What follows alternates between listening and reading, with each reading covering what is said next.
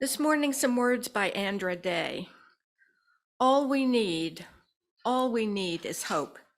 And for that, we have each other. And we'll rise up like the waves. We'll rise up in spite of the ache. We'll rise up and we'll do it 1,000 times again. So as I ring the bowl, let us be grateful that we have each other and that we have this blessed community.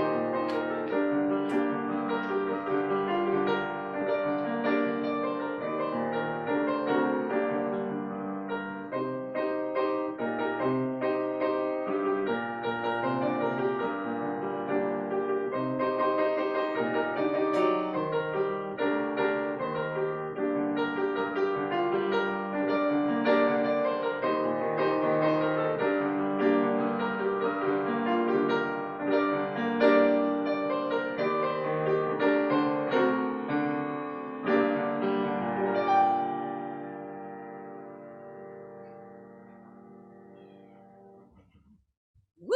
Thank you, Michael. Boy, that just gets the juices flowing, doesn't it? Okay, well, good morning, visitors, members, friends of the Unitarian Universalists of the Chester River. We are an intentional community gathered around our mission to support each other's individual spiritual journeys and to inspire, inform, and support all who seek a more equal and just community. I'm Nancy Holland, your service leader for this morning, joined by our own Reverend Sue Browning, who will speak this morning on When Change Seems Impossible. And as you know, we have Michael at the piano. Thank you. We've got Jim from our tech team in the rear. We have Darlene, our administrative assistant, and all the volunteers, as noted in your order of service, who make this and every Sunday morning possible. We are so grateful for you all. And we are pleased that all of you are here, whether in person or on Zoom. Do we have some people on Zoom this morning, Jim? One, okay. We welcome you. As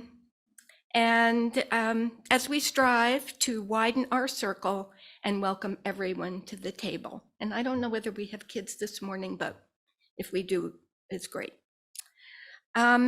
As I'm sure you're all aware, this is Black History Month, February, so I thought I'd throw out a few noteworthy dates.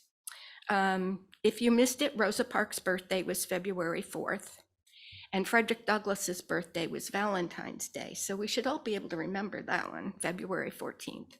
And today is the birthday of Toni Morrison, the author. And yesterday was Random Acts of Kindness Day. So if you forgot to do one, I think you could still do one today. We have several announcements. Okay. Next week, there's an orientation session after church for any of you who might be interested in learning more about Unitarian Universalism and the UUs of the Chester River specifically. However, if you are interested in joining our church and want to be able to vote in the May meeting, today is the last day that you can sign the membership book because there's a 90-day voting period or wait period for voting. So if you are interested, see Diane Shields after the service. Excuse me, you saw the sign in the lobby about the auction. They're still accepting donations. It's a great event. It's a fun event. So I hope everybody's planning to come. It's our largest fundraising event. So please consider donating or coming to buy. And from the stewardship campaign, folks, this is the third week of the stewardship campaign. We're at 70% of our goal, $47,576. Yay. But we still have 20,000 to go to make the goal of 67,600. And there are 11 days left before you start getting phone calls. So it's a bare bones budget this year. Let's see if we can exceed it. I know that I thought a lot about it, and this church and the people here are really important to me, and I increased my pledge this year, so I hope that many of you will do as much as you can to support us. And now Sue will read the words, and I will light the chalice. Good morning. What a great group looking out. I see some very familiar faces and some new folks too, and it's just wonderful. The words for lighting our chalice are in your order of service. So I invite us all to read these words together as Nancy lights the chalice. Come into the circle of love and justice. Come into the community of mercy, holiness, and health. Come, and you shall know peace and joy. Our opening hymn today is hymn number 121. It is in your gray hymnal, and we invite everyone to rise in body or spirit.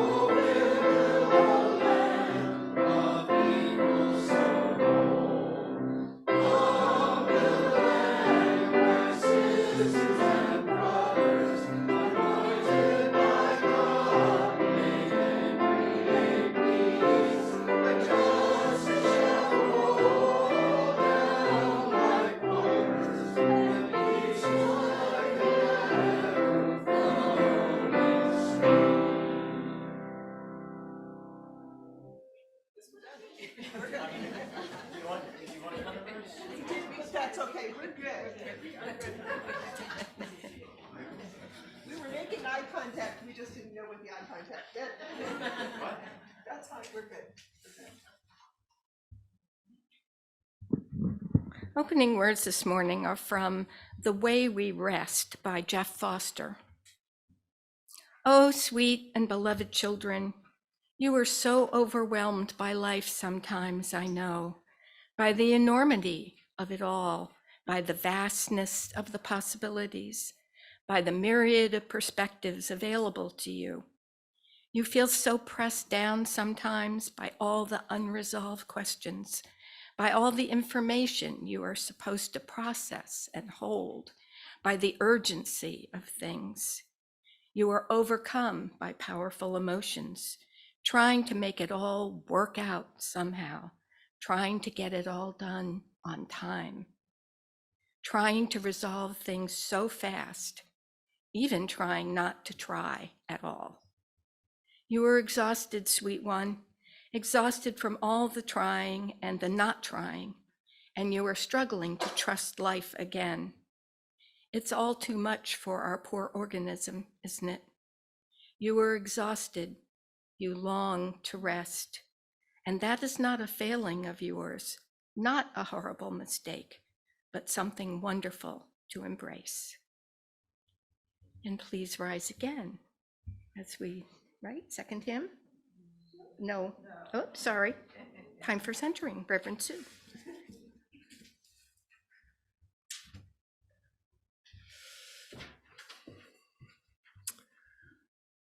We come together each week to do some of that rest, some of that restoration, and some of the renewal. Sometimes when we come together, we are aware of feeling a little bombarded, but we also come together knowing that we each bring some different joy into the room, some new connections, some smiles as we see just a bit of snow once in a while. But we start the reading today. It's by Reverend David Breeden, a little on the lower side, on the sadness side.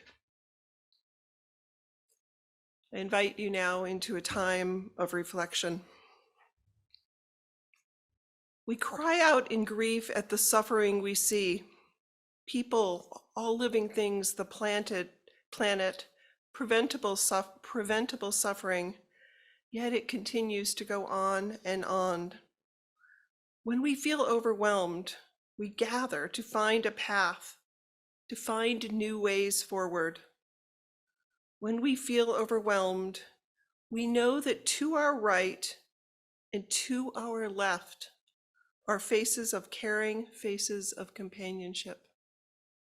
Take a moment, look to your right, to your left. When we feel overwhelmed, we know that to our right and to our left are faces of caring, faces of companionship. Joining together, we find our refuge, we find our strength, we find our wisdom, we find our shared way forward. Just take a moment and reflect on those words and the beauty of being in community as we find our way forward.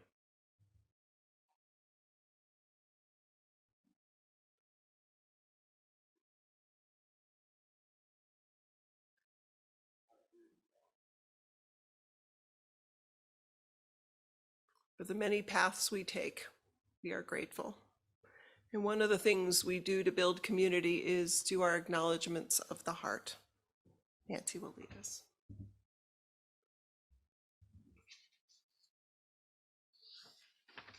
So this is the time in our service we can share our joys, concerns, worries. I'll light the first candle, as usual, for all the ongoing traumas of the world, which do feel so overwhelming at times. So if anyone would like to share a joy or concern, please come up. Take the mic, I will light a candle for you.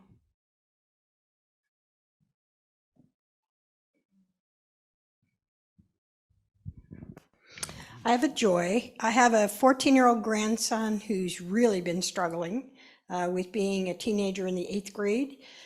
He's almost 6 foot. He's over 200 pounds. He's a very big guy. He seemed to have kind of turned a corner this week. He's discovered that he likes to walk. So he's been walking all over town in Northern Virginia.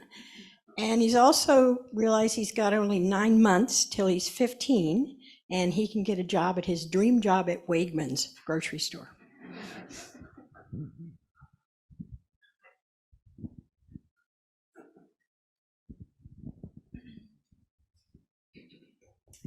I just wanted to share a joy about connecting with the Chestertown community at large.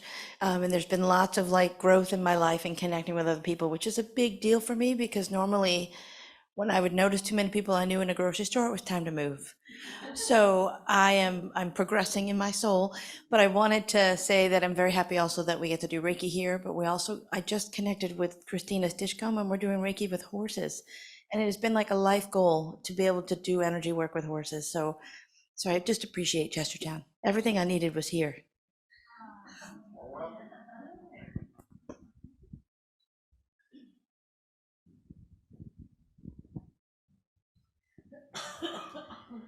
Thank you. This is going to be a little hokey, and being from Virginia Tech, it's appropriate. But nevertheless, this past week, I've been working with a lot of different committees and teams from UUCR, and I just was quite inspired Friday night that everybody is so willing to put forth their best efforts and really help this community, and it really means a lot to me, and I'm sure everyone here.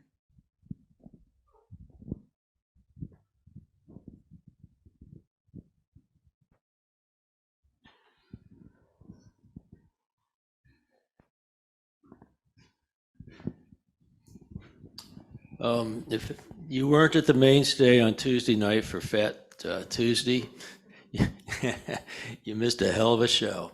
Thank you, Philip.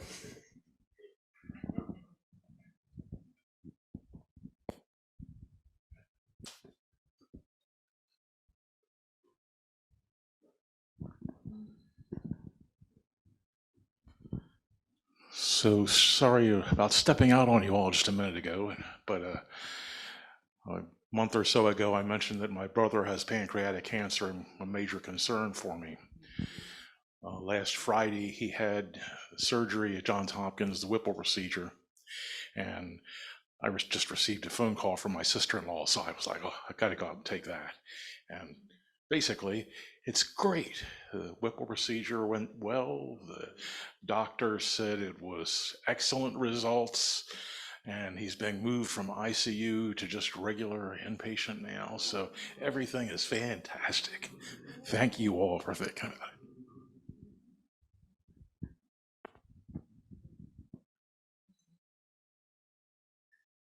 I'd like to say what a joy it is to see Betty Kerr here with us today.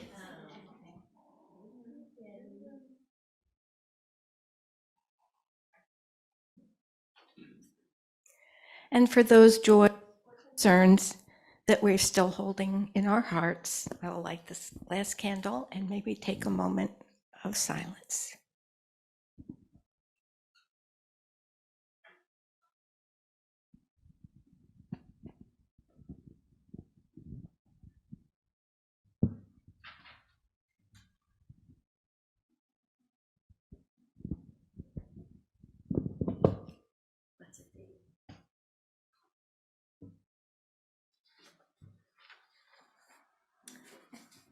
And now is the time in the service when we give an offering to further the mission and goals of this beloved community.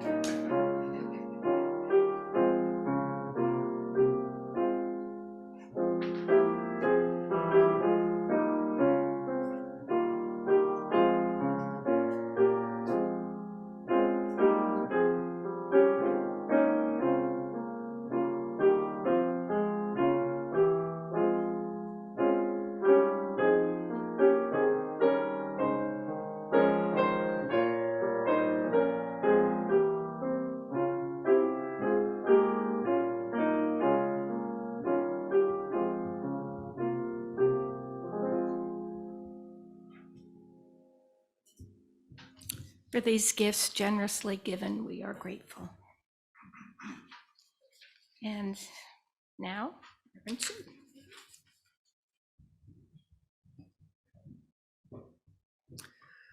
It's interesting, before I jump into all the stuff I've written down here, a couple weeks ago, I preached about small groups being the way we protect democracy and all the work it takes to keep voluntary associations in our communities.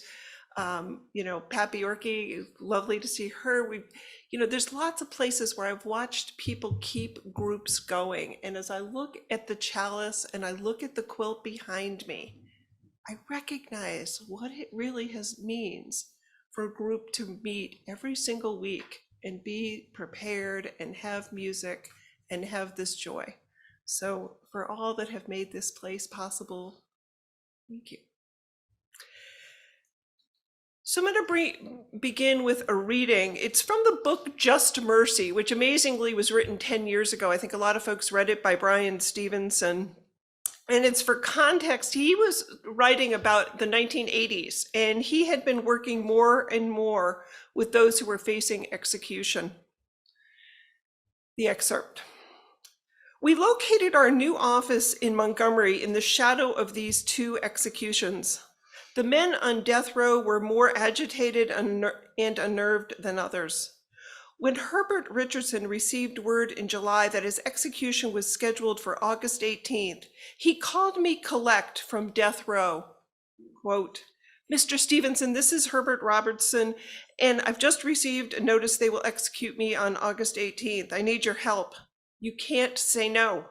I know you're helping some of the guys, and y'all are opening an office, so please help me."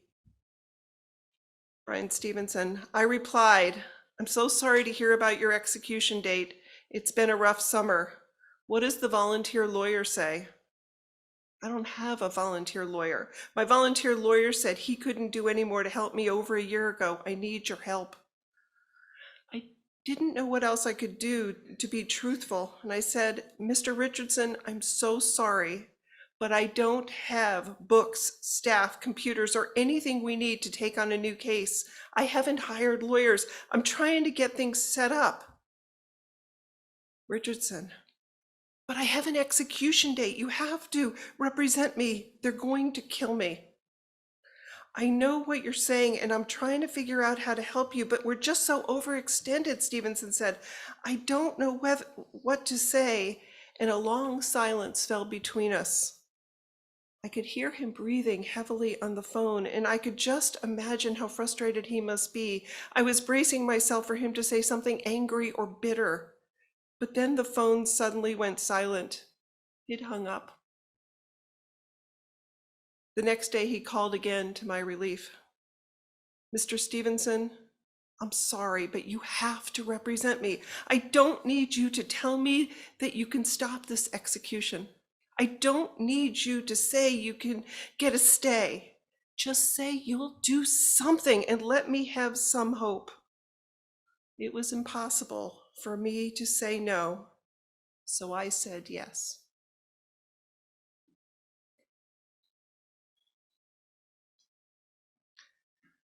So our reading today from this book, Just Mercy, how many folks are familiar with either Just Mercy? It's fine if you watch the movie and didn't read the book. The movie was about 10 years ago, and it is both a factual account of what happened, but a lot of reflection on Brian Stevenson's part. And the movie, Jamie Foxx, Michael B. Jordan, is 2019, totally worth it. One of the phrases in this reading that I'd like to think about is, it says we had just moved to the office in Montgomery. At the time of Herbert's call, Brian Stevenson was just a few years into supporting those who had been trapped, those who were, as he describes, at the furthest reaches of our justice system. His earlier work, he had been in Georgia, and he had focused on Alabama, and he said, if I'm going to focus on Alabama, he started in a Tuscaloosa office, and he said, I need to get right to where things are happening. And that's why we have the move to Montgomery. He felt pulled to the Alabama justice system, but he also was totally overwhelmed by the role. As he got closer to the stories, as he started hearing more and could literally go over and visit people, he got a clearer sense about the ways he could be more effective. So I'd ask everybody here, take a moment now, and reflect, when in your life have you felt overwhelmed? Maybe you feel it today. Even as I ask the question, what stories are coming to mind? Let's take that moment. I think there could be a whole range of things that just went through your minds. It could be complicated situations that extended over a long period of time, things that just weighed heavy for a long time. Maybe it was a moment, maybe just a single moment of fear where you felt that overwhelmed feeling. Maybe it comes from lists that are just too long or missing some resources. I think as we think about being overwhelmed, and we're going to go back and forth with Brian Stevenson through the sermon today, I think he provides a powerful example on how you work on change and equity in this big picture, but he also provides a big personal example of what we do and how we figure out next steps when we are that overwhelmed. So Brian Stevenson, what's interesting as we think about him is he was born right here. No worries, we're good. Sorry. It's fine. You know that overwhelmed feeling? I think she probably just had that overwhelmed feeling of how do I... It must be Tom. It must be Tom's. Yeah, overwhelmed, we can deflect at times. So Brian Stevenson, what's interesting is we look at his background, he's now in his early 60s, is a couple years younger than I am. He grew up on the Delmarva Peninsula. He grew up here in Milton, Delaware. He grew up in segregation. And he was writing this book. This gentleman we heard who was in such agony had been on death row for 10 years. He is a captivating speaker. If you've ever heard Brian Stevenson, I heard him at UU General Assembly. He does both sort of a sermon and a lecture with no notes. He had 4,000 people in awe, and Amy Warner shared that she and I think Kathy had gone and heard him recently, was it Philadelphia? Wilmington, and had a similar reaction. And what I like as we talk about Brian Stevenson is he always comes back over and over to 4 rules he has of how he centers his work. And you'll hear these in different ways over the course of these remarks, but he first believes you need to get close to the problem, whatever the problem is. Number 2, often you need to change the narrative. Whatever's going around the problem, is there a different way to think of the story? Number 3, never lose hope. If we get so overwhelmed that we've lost hope in the scenario when we're overwhelmed, we don't think there'll ever be a way out, even as complicated as it might be, we will not be able to deal with the change or whatever is coming up. And finally, pretty much all the time, number 4, if you're going to change what's going on and you're overwhelmed, it probably will involve being uncomfortable or it will be inconvenient. What I like about those is if you Google Brian Stevenson, you can listen to him say those same 4 rules over and over. It's sort of his mantra of how he recenters at times that he's overwhelmed. And if you think about Brian Stevenson, he's also tied to the Equal Justice Initiative. For folks that have seen the movie that was recently shown, the work that Manery's Dream did with this congregation and others to do the soil sample, and I see Philip here, I see folks that are involved, all of that ties to his vision that stumbled out over time. He didn't start big. He didn't say, I'm going to do this and that. He started as an overwhelmed guy in the middle of Georgia who then went to Alabama. The book has a longer version of Herbert Richardson's stories. Between the date of the crime and his execution in August 1989, many did not hear his full story. There were gaps in his representation, there were frustrations and inefficient bureaucracy, and he also was overwhelmed. What helps us when we run into that scenario, when we are overwhelmed, somebody else is overwhelmed, and it's just in that whole pile of emotions? Brian Stevenson initially said no, and that is not a bad response. I want folks to hear it is not bad to say no. Sometimes we need those boundaries, we need limitations.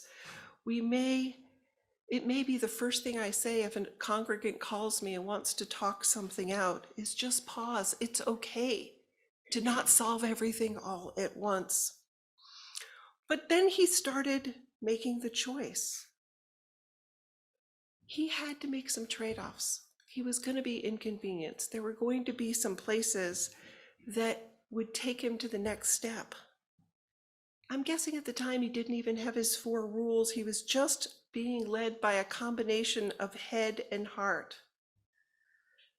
Think about times when you've been overwhelmed, whether it was in your vocation, with your family, as a citizen. Some of that overwhelmed, I think, is we're trying to deal with so much input at one time. Think about the stories that you recalled when we talked earlier today. Because I think one of the things we need to hear today is we can't do it all. We hit these moments of I can't do more and we freeze. And some of the advice we get, one of the pieces of advice I think Unitarian Universalists often give and different folks give is, well, just do something. I looked at one of the readings from Dorothy Day. Dorothy Day was a political activist, sort of leaning way over on the socialist side, operated a lot out of Catholic teaching. She worked on workers' rights, women's rights. She was somebody who just could not be worn down.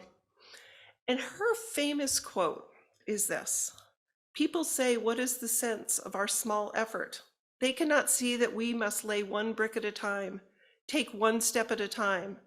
A pebble cast into a pond ripples that spreads in all directions. Each one of our thoughts, words, and deeds is like that. No one has the right to sit down and feel hopeless. There is too much to do." I can hear all that. Maybe it's not bad guidance, but I think we often take a lot of that in. We think we need to be out solving everything. I think it falls a little short sometimes of deeper questions, and it can sound a bit like admonishment. You gotta do something. You gotta keep those bricks being laid, keep doing this, keep doing that. I think it sometimes skips the really important questions. Where should I lay that first brick? What if there isn't even a rough blueprint? Does anybody know if we're going to build a house or a store? And if it's all about the pebbles and the ponds, but which pebbles and which ponds? I think there's sometimes something in our culture, and I say this with good heart as somebody who always feels we should be solving the problems, that the keep going message can be wearing. I think Stevenson has a refined version of that that gives us some added advice. When he made that first visit to a prison in law school, he didn't know about laying bricks or what was going to be going on. But what he did know, if you go back to those 4 rules, is something in his heart said, I need to get closer to the problem, both physically and emotionally. Eventually, the way he defined the Equal Justice Initiative is it's a legal practice dedicated to defending the poor, those wrongly condemned, and those trapped in the system, which is still active today. But he was in law school. Imagine if a brick had been laid another direction and he had moved to education and working out the big issues in education or healthcare or poverty. He was in law school, he visited a prison, but what he's saying to us is it matters where we locate our center. And I can hear that in lots of different ways, whether it's your personal issues or whether it's the bigger societal issues. It matters where we locate our center, and the context matter, and what are the lenses we put around where we're going to put our time. He keeps coming back to the one basic. You can't understand the most important things from a distance. You have to get close. I sense that Stevens, if he got into those overwhelming times, would say, don't try to look all around. Just pick a direction. See where you might be called. Trust in that direction. Because there's where you're going to see maybe pain or different opportunities. But you also might see where you've got power. You find out a little bit where you need to say yes and where you say no. It was there. It was in that point of intimacy that he started that direction. To date, Stevenson, if you look at his website, they have won reversals, relief, or release from prison for 140 wrongly condemned prisoners. They have worked in many other cases to fix the case a little bit to help. What's interesting is how focused he stayed. If you look at their website today, or actually 2 days ago, I did do the sermon 2 days ago, but if you look at their thing, their latest update on the news is a focus on an Alabama execution and how it was botched for Kenneth Smith on January 25th, 2024. Methods used that weren't well tested. I'm not sure what it means to well test a death penalty scenario, but this did not go well. They're playing witness. They're saying, in our overwhelmed experience, stay focused, stay narrow. And it got me back to a story that's much lighter, but it is one of the big teaching stories in my life. Sometime when I was in a not quite a minister place, just move this piece of paper a little bit here. I was in my not quite a minister place. I was a 50-something intern trying to figure out how you fit in with all the other ministers that are out there. They had big degrees, they had robes, they had stoles. And I was invited to a 2-hour training session for those of us who were near the end of our credentialing place. And it was going to be head by 2 nationally known ministers. It was a gift to us, and we sort of knew it was a gift. And it was time specific, just 2 hours. So I'd been to the church before. If anybody's ever been to UU Fairfax, it was being held out at the church before. And somehow I missed a turn.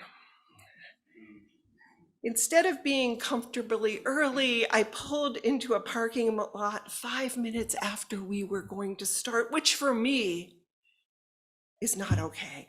So I parked and I'm inefficiently grabbing my stuff. I'm half putting on my raincoat because why not add drizzle beginning by that morning?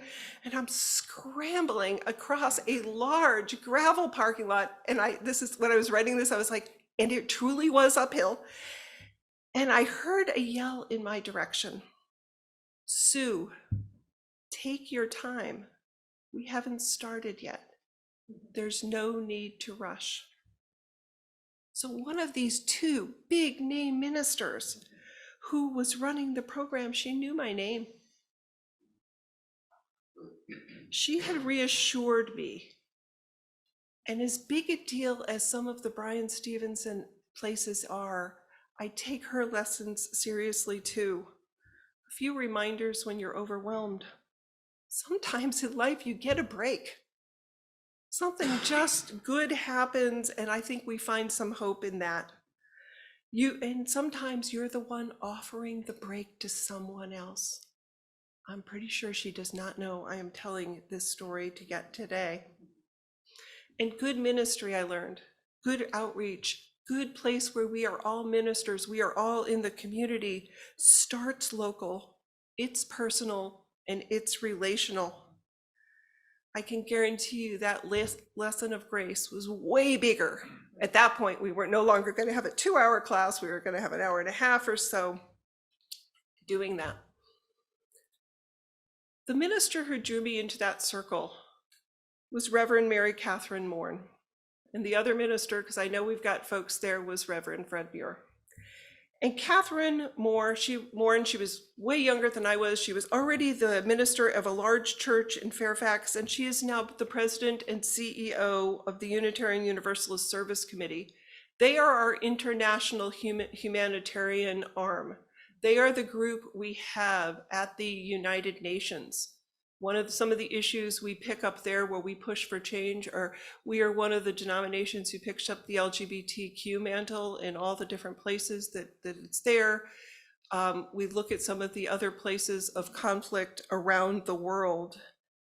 So here's this minister who's modeling for me what to do when you're overwhelmed. And I'm guessing this guides her good work as she raises millions and millions of dollars.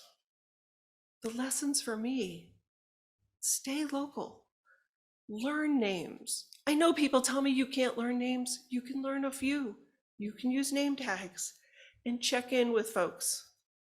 Check in with colleagues, with family and friends. Learn their stories. Learn your kids' stories, your grandkids' stories. Listen to newcomers in the congregation. That's what works for me when I sometimes am overwhelmed. Just go local. Listen to stories. It's sort of what Brian Stevenson had taught us. It's how change in the world does happen, that we can trust, even when it seems impossible, something will happen. Even in those times where we know the adage, this too will pass, in that moment, you don't know how it is going to pass. You don't know the path you're going to take. You don't know the sacrifices, the inconveniences you're going to have. You don't know what good luck from the universe you might need to be paying attention to. Pay attention to that local context. If you're worried about banned books, maybe go take a walk through the library. Maybe walk through once or twice. Be reassured by the programs. Reassured by the librarians who are there working hard. And I know sometimes then there are some challenges that are always going to be beyond our control. Maybe then that's the time we need, the time in the coffee shop, the pause. We need support from professionals. It's not that challenges disappear, but something that lightens when we carry them. There may be just the empathy we need, a name called out.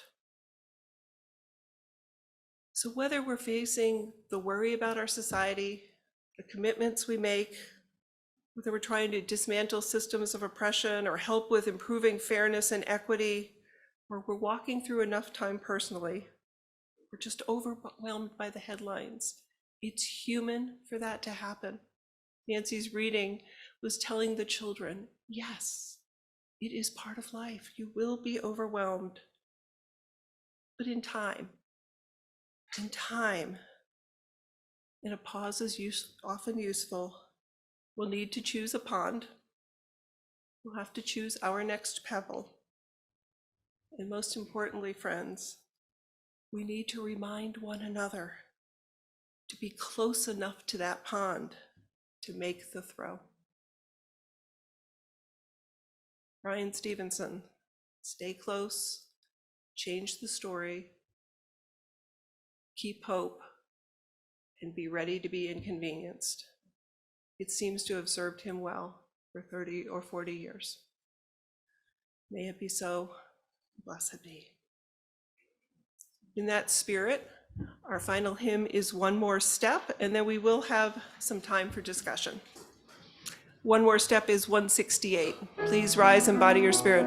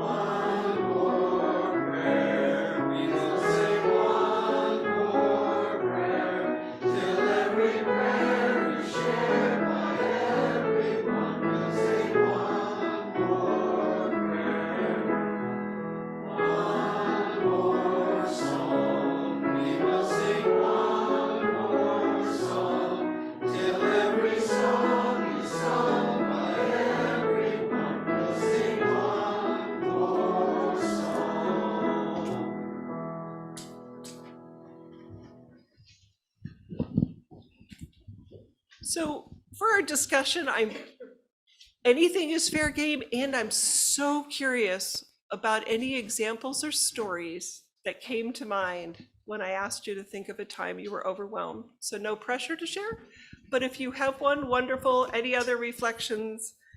Kathy?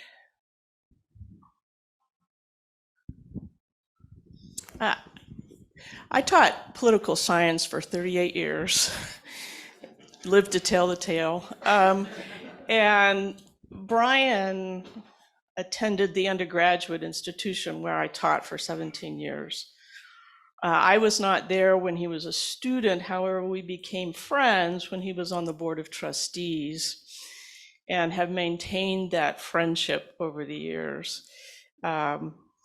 Friends and I went down to see him 2015 when it was the 50th anniversary of the March Across Edmund Pettus Bridge, attended that, went out for dinner.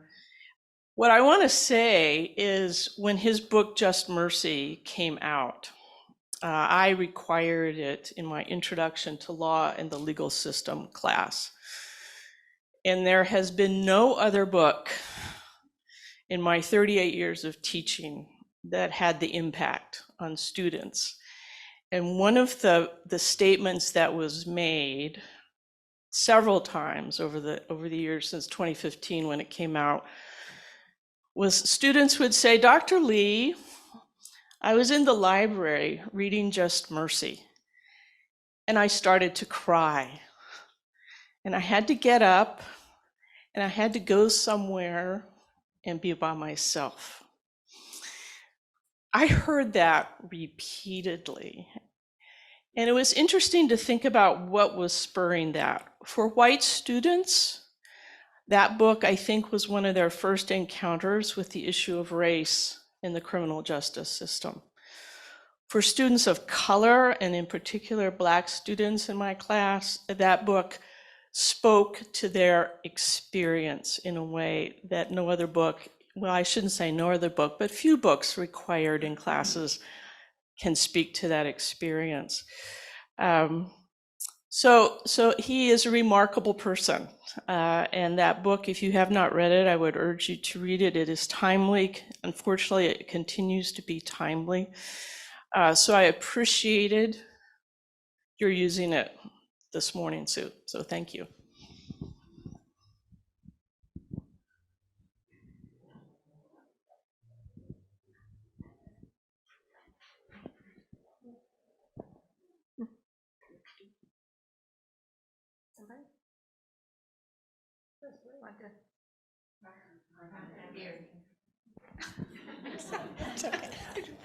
My overwhelm was last night. I was overwhelmed by all the things going on at home and with my business and my kids and blah, blah.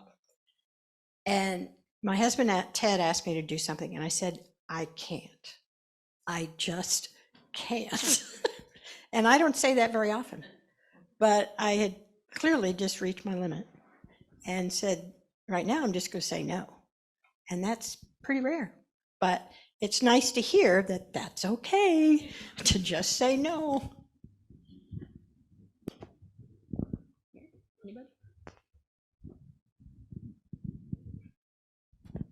I'm coming out of a couple weeks of overwhelm. I've worked on a website for 8 months, and a couple weeks ago it got infected with malware, and I, for 2 weeks, did not know whether I'd lost 8 months of work. And I was like, is this what a nervous breakdown feels like? Because I'm getting further out on the edge about this, and I've had some tough things happen, but this sort of tech magnificent irritation where you're just kind of out of your mind from machines. And in that experience, I ended up on a tech support line with someone who was actually helping me on a Zoom call for free. And the call dropped right as we were about to solve the problem. At which point, I was like, get me a gun, And the call came back. You know how if you don't get off Zoom, sometimes it comes back? And she was so apologetic. And I'm so sorry, we lost power. And something made me ask where she was. And she was in Kyiv. And she was so sorry she had dropped my call because they'd had a power outage because they'd been bombed. And it just, you know, when he said change the story, it just completely flipped the script that I needed to lose my mind because of a website. Because she had the grace and presence to continue to try to do her job every day and get through each day. And she lives in Kyiv. Yeah. And just by telling that story, all of us going, yeah, the grace of folks in customer service. Oh my God, what a hard job. Any other thoughts, reflections? Well, I remember when Dick and I were going to move to Heron Point and downsizing the house and moving after 25 years. And it just seemed, it looked at the house, you know, the thing as a big picture and thought, oh my God, how are we going to do this? And I think it's often a recommendation when things seem overwhelming, you take one small step, you just break it into pieces. So it was like, I'm going to clean out one drawer in one chest today. That's all I have to do.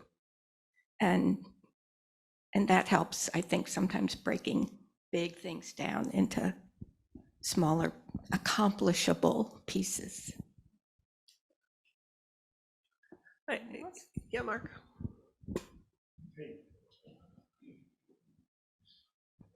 Talk about being overwhelmed. Over 65 years with 2 legs, and all of a sudden losing one, not just the lower portion, but all of a sudden they're cutting my leg all the way up.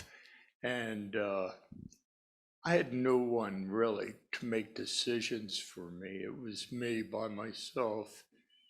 I think I made poor decisions, but at that time I didn't see an alternative. And I really got overwhelmed with how am I going to even function now? I mean, no leg, 65 years or better with 2 legs functioning normal, like normal people do. And here I was with 5 inches of leg left after 5 surgeries of them cutting my leg off. Yeah, it was overwhelming. And I really didn't care if I lived or died at that point in time. From nursing home to nursing home. Yeah, overwhelming. And I just knew hardly anybody in Chestertown at the time. Overwhelming. And I came to this church and gave me life again. It gave me a reason to want to live because I know there's more to life than just losing a limb. There's a way that I can still enjoy life. Even though at one point in time, if I had a gun, I'd have used it, trust me. I was a lost soul. And I walked through these doors because of a cat. And Yeah, I know thank you. everybody's heard that story. But since then, I've had a new outlook and attitude on life. It's gotten better. Let's say it's gotten better. It hasn't gotten great. Yeah. It'll Well, and I never think be great. that is part of what our chance for reflection today is the dimensions of the things we control and don't control. And the reading that I began with in Time for Centering, and then Nancy and I will sort of wind us through, is when I asked you to look to your right and look to your left. Because sometimes that is the place that we change our story just a little to maybe picture where that next step is. Well, Thank you for sharing. I'm Mark. taking one step literally at a time. Well, we also talk about which metaphors to use, but it is, It is the one that we used today, so thank you for the grace of letting us use a metaphor that doesn't all fit with everyone. So I am going to offer our closing words, and then we will have, we'll extinguish our chalice together, and we'll have our sung benediction. The words are in your order of service if you're newish. I close with some more words from Brian Stevenson. It's from a writing, "From the broken among us, teach us." Quote, "And so I tell my young staff, you can't do this work. You can't be in some of the painful places you're in. You can't hold children who've been abused and not be impacted by that. You're going to shed some tears, you are. And you're going to be overwhelmed. You're going to get tired. You're going to get pushed down. All of these things are going to happen, and it does not mean you are weak. It doesn't mean you're not up to the task. It doesn't mean you're incompetent or incapable. It means you're a human being. And that's what I want. I want human beings. And so what sustains me, in part, this knowledge that I can't always feel confident and sure and clear, that there are going to be times when it's uncertain of what's going to happen. And I've just tried to appreciate that. So our closing words from Brian Stevenson. I invite us all now to extinguish the flame. We extinguish this flame, but not the light of truth, the warmth of community, or the fire of commitment.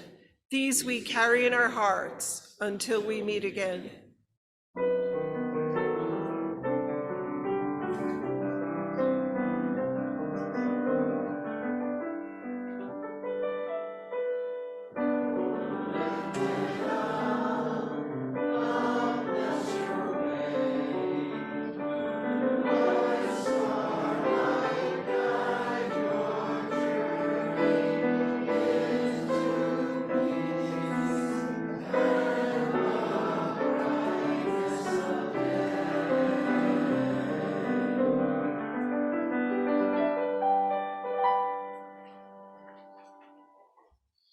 Please join us for coffee in the lobby, and we're staying, right? We have a postlude, right, sorry. But remember to stay after for the ministry visioning.